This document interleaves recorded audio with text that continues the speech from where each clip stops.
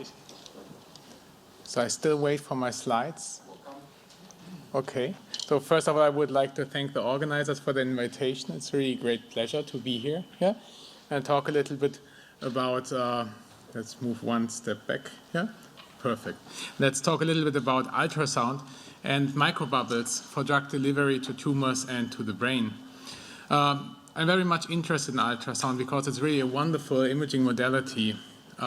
And it's very broadly used in clinical routine because it's so versatile, it's cheap, it's real-time, it offers you good tissue contrast, and you can already assess functional information, for example, about vascularization by just using the Doppler. In context with ultrasound, you can use contrast agents. And ultrasound contrast agents are usually microbubbles, and with those you get deep insights into microvascularization. You can put targeting moieties on the surface of these microbubbles, and then you can do molecular imaging. But you can also use microbubbles for therapeutic purposes, and this is what I would like to address in this talk. On the top row of this slide, you see examples for the diagnostic use of microbubbles. The left image, for example, is a super resolution tracking algorithm that is used really to display microvascularization in this 1 centimeter large tumor. The right one is an example for molecular ultrasound imaging with VEGFR2 targeted microbubbles. And if you perform molecular ultrasound imaging, the way you usually do it is that you inject these microbubbles, you wait until they bind to the target, and then you give a destructive pulse. You destroy the microbubbles locally in the tissue, and then you image the plateau level before and after the destructive pulse, which gives you information about the degree of microbubble binding. This means that you can really destroy the microbubbles in the tissue by ultrasound pulse, and it also means that the microbubbles absorb energy, and if they get destroyed, they also release energy. And if I would now perform several times at the same position molecular ultrasound imaging, I usually find this result. I see an increasing binding of microbubbles to the tumors. And the question is, why is this the case? On the one hand, of course, the liver gets saturated and removes less of the microbubbles, but an important reason is also that these acoustic pressures that I locally release lead to the opening of small vascular tips, leading to more targets and more binding sites for the microbubbles. That means something changes in the microvascularization with respect to endothelial cell integrity and receptor expression. And particularly that you can use to open the vasculature. And the most prominent example is to use these microbubbles to open the blood-brain barrier. We started with that project already several years ago, and we were very successful from the beginning on, too successful to be honest, because originally all our mice died after microbubble destruction in their brain because we just induced a very strong brain edema. So we consider that we somehow have to find a way to control the degree of vascular opening. And there are two options how you can do that. The one would be that you use a clinical contrast agent co-injected with the microbubbles and look for accumulation. This is the way it is done clinically.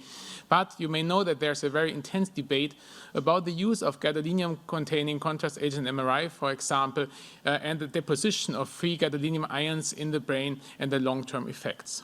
Thus, we decided for another strategy and embedded small iron oxide nanoparticles in the polymeric shell of our microbubbles. And our idea was that we inject these microbubbles, destroy them, let the particles extravasate out of the microbubbles and also out of the permeabilized vasculature, and then use T2 star-weighted magnetic resonance imaging to monitor the degree of blood-brain barrier opening.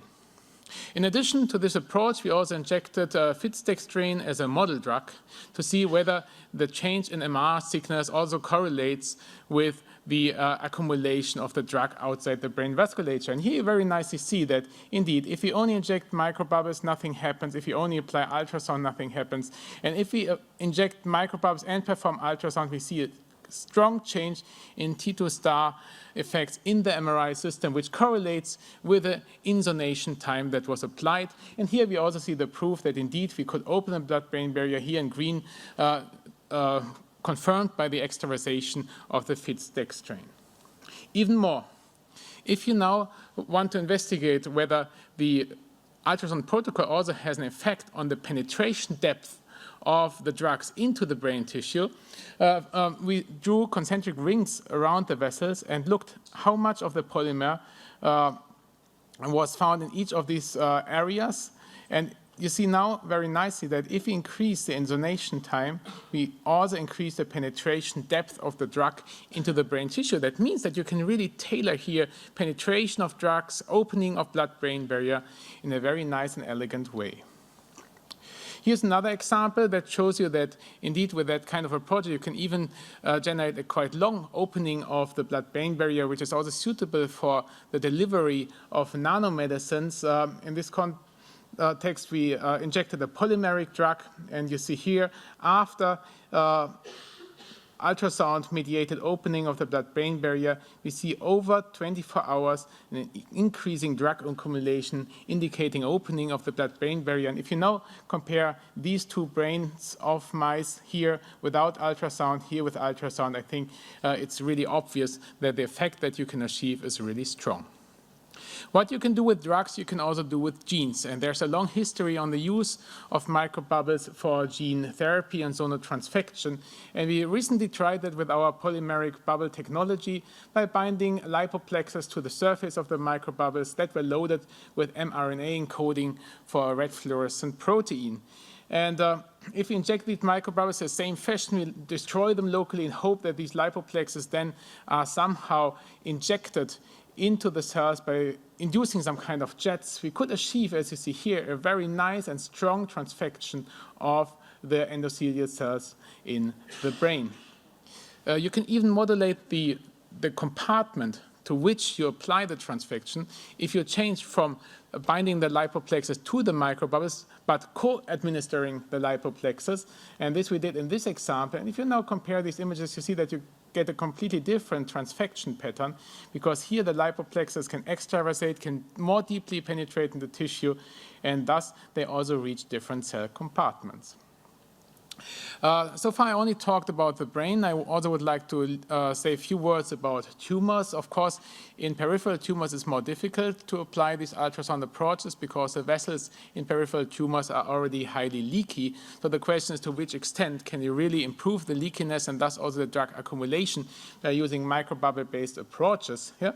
And indeed, using fluorescence-labeled liposomes, we could achieve increased accumulation here in the tumors after ultrasound microbubble enhanced treatments, but it was not as strong as we would see it in the brain. At least it was present, but whether it's really pharmacologically relevant, this is another question. But maybe we not achieve a very strong increase in accumulation, but what we can certainly achieve is a significant increase in penetration. In particular, if you consider these desmoplastic tumors like pancreatic cancers or breast cancers, this might be a very important point because we know that many nanodrugs just get stuck outside the vasculature and never really reach the tumor cells. And with the help of microbubbles and ultrasound, we could really bring the drug significantly deeper into the tissue. You may now say, okay, this is all only preclinical work and this may never work in patients. I have to say, no. There are groups who are already trying first clinical approaches, and I think the first group who tried to open the blood-brain barrier in patients with gliomas was a group in Canada around Heininen, and they reported that the use of focused ultrasound in combination with microbubbles seems to be quite safe to open the blood-brain barrier, and that it improves also the delivery of standard drugs to the brain tumors. Just recently, there was another study published in Science Translational Medicine by Carpentier et al. Here they used, in contrast to the Toronto group, an implantable focused ultrasound device, again in patients with tumors, and they could also very nicely show at least that this method is considerably safe and that they could reliably, in all cases, open the blood-brain barrier, here, as you see here, reflected by the increased accumulation of clinical contrast agents. With that, I would like to summarize my talk. I think microbubbles already now are clinically established for vascular analysis. Molecularly targeted microbubbles are currently evaluated in clinical trials, and I think now it's time to also use microbubbles for therapeutic purposes, and clinical translation in this context is already ongoing. clinical and also some initial preclinical and also some initial clinical studies have shown that sonofection, sonoporation, and sonopermeabilisation works in the brain and to a certain extent also in peripheral tumors. Data, however, also show that the drug penetration depends on the microbubble type, the microbubble dose, and also strongly on the ultrasound settings and devices. And it's still an open question which microbubble types are really ideal for doing these kind of approaches. Maybe we have to think about new microbubble designs and compositions. This is a still unsolved question. And I think we need to do much more research on understanding the mechanisms and also the potential side effects that arise from such kind of treatments. And I think if we do so, we can certainly further improve the value of this technology and further move it into clinical practice. With these words, I would like to end my talk. I see that I even saved 1 minute of time here, so I could compensate for Twan's extension, and I will be happy to answer your questions. Thank you very much. Yes, Cassie. Very nice. I think we need all this kind of additive method to help the nanodrug performance. But all the devils are in the details here, very much so, from my experience for many years. What kind, you play a lot between frequency and intensity. And imaging use certain things, and if you want to get penetration, then you use another. Can you say a little bit more on this kind of the game?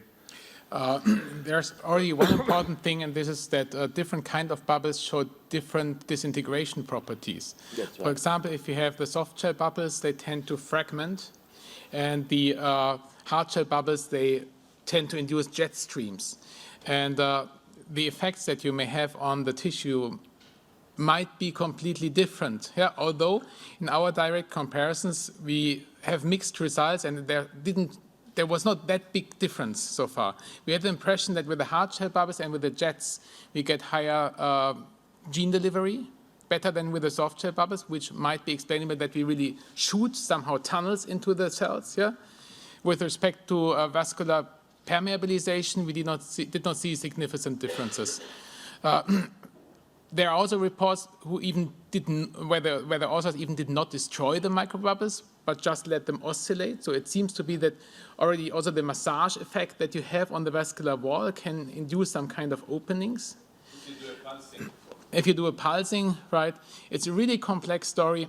A lot of preclinical data on it. Unfortunately, a lot of data also on quite artificial in vitro test models. I think it is really too early to give you a clear statement how you should do it, how the ultrasound settings should be optimized. I think there's a lot of work to do, as I said at the end. Time for one more question, Kulut? So, very interesting talk, thank you. So the question is, you showed the dextran as a model, macromolecular model. So one problem with the delivery to the brain is the blood-brain barrier, but then how do you ensure if you have the macromolecule going across that it will enter the cell? And what is the biggest macromolecule you think can cross the BBB with this method? We didn't systematically try that out, and to the best of my knowledge, in the brain, the biggest molecules that have been tried are albumin proteins. I don't think that someone really did it systematically with liposomes or micelles yet in brain drug delivery ultrasound mediated. I don't know. There is one study by Mahdi and colleagues in which they looked at different MR contrast agents. So they also had a 25 and a 65 nanometer particle. They did get across for 1 or 2 minutes, but that's almost it. So there seems to be a very stringent cutoff when you start increasing sizes. We tried a bit of work with liposomes in the brain. It didn't work that well. So it seems that the brain is quite picky with regard to size. With respect to cellular uptake, this is really also a very interesting and open question, how far you can really improve sonofection with the ultrasound, because you have the vessels are very close to the microbubbles. There you can imagine that you easily generate tunnels in. But if you now would say you would like to transfect a tumor cell that is, let's say, 20 or 30 micrometers apart from the vessel, I don't know whether the microbubble will still be strong enough really to induce active penetration of the drug, but there's also debate here, again, of authors that say, okay, already this kind of mechanical effects on the cells is a trigger to induce endocytosis. So it stimulates the endocytotic activity of the cells, and it's not just only the way that you need to really generate a tunnel into the cell. Yeah. So over which distance this really works is an open question, but there are different mechanisms that are involved in triggering the uptake of drugs. We have at least shown that if we change the ultrasound settings, we can somehow adjust also the penetration of drugs into the brain tissue, so this works. Yeah. How far and which drug and how we can trigger internalization is certainly drug dependent, depending on the composition of the disease that you want to treat. Might not only be tumor, may also be neurodegenerative diseases. I think that these microbubble-mediated BBB opening strategies may also have a big potential in that area where growth factors, for example, need to be encapsulated and brought into the brain. But I think everything has to be adapted to the particular system and cannot be answered in generalized words. Thank you. In the interest of time, we have to move on. Let's thank the speaker again.